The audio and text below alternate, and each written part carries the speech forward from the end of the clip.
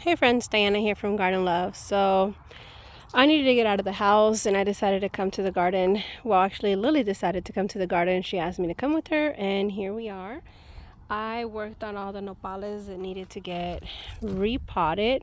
I put them in drip systems where I originally had other herbs or plants growing that are done for the season. As you can see, I had my watermelon there. I have to start cleaning this whole garden up. And I added a drip system just to give them a little bit of water. They already been callousing over for a while. So I'm repurposing all of these drip systems. That way the soil can still be alive and growing. Anything that drips out of these pods will go back into the soil and it would just continue to work. It's magic. While I was walking here, obviously I noticed that this huge tomato hasn't died down and I need to take it down. Lily was harvesting some tomatoes. Let me show you guys. There's a lot of tomatoes right there, so you guys can see them. There still are a lot. She's eating some and giving some to the chickens, so she's having a good day doing that. But the real reason for this video is because as I was walking here, I noticed that there were some garlics growing. Garlics that I did not plant. However, there was garlics here last season, and I'm assuming that the ones that went to flower, I spread the little seeds, the little pods, and as you can see, they are sprouting. You can see a baby onion there.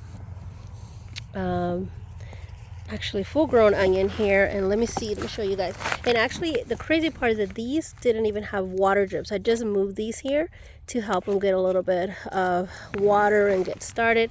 But let me show you guys how they are sprouting all over the place. So that is my lazy gardening technique that I've been doing. Basically, I let one or two plants go to seed.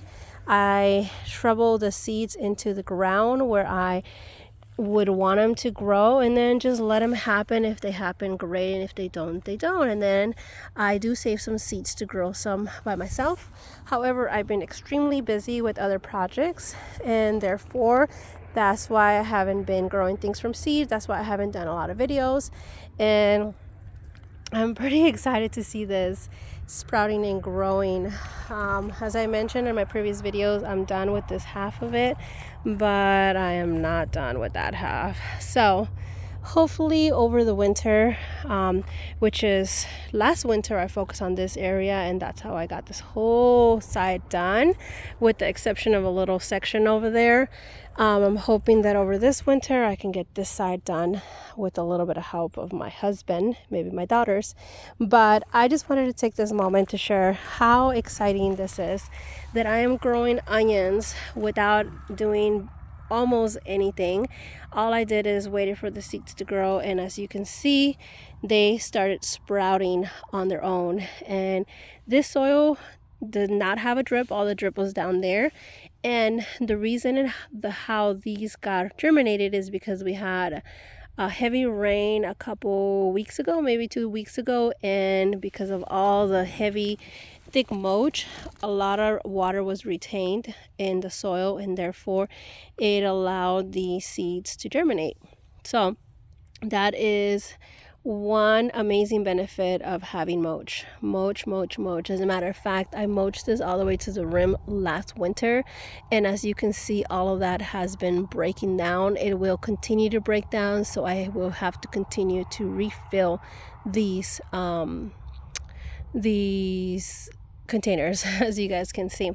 Well, it's a short little video. Just wanted to show you guys some amazing news and doing things the lazy way. The idea is that I don't have to do much work on this hillside garden. I want things to continue to grow on its own, with the exception of a few things.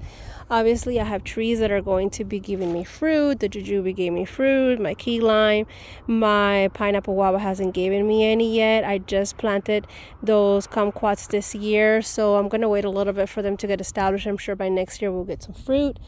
And pomegranate, a strawberry guava over there, my kefir, and I'm just going to continue to add fruit trees to set up the frame of this garden, and then add things in between, such as onions, garlics, tomatoes. I have Oregano has been successful this season, and oregano, the beauty of it is that it just keeps growing and they do well over the winter here. So I've been harvesting, drying them, and putting them in jars, using the fresh one when I can. So in case this plant dies, I have fresh, well, not fresh, but dry herbs, organic dry herbs that I can cook with until I get my other plant going. Lemon balm, thyme. Was amazing this season. I'm also harvesting that and drying it for the winter so we can have some organic herbs to cook with. Rosemary, I mean, there's not much that I can do to rosemary. That thing just grows and it's wonderful. I'm going to trim it before spring starts, and then we can get some fresh rosemary so we can keep that little rosemary hedge. Unfortunately, the hedge that I tried to do on the other side to mirror this section, it didn't pan out. Only one rosemary kicked off, so that is where we're at. Well guys, over 6 minute video. Just want to give you guys some information and show you my excitement of noticing these garlics growing. I'm so behind in the game. I order garlic, yet I haven't planted them and I haven't decided where I want them. So I'm gonna take a minute after I complete this video to kind of see where I want my garlic growing. Well, I hope you guys have a blessed day, and I'll see you guys in the next one. Bye.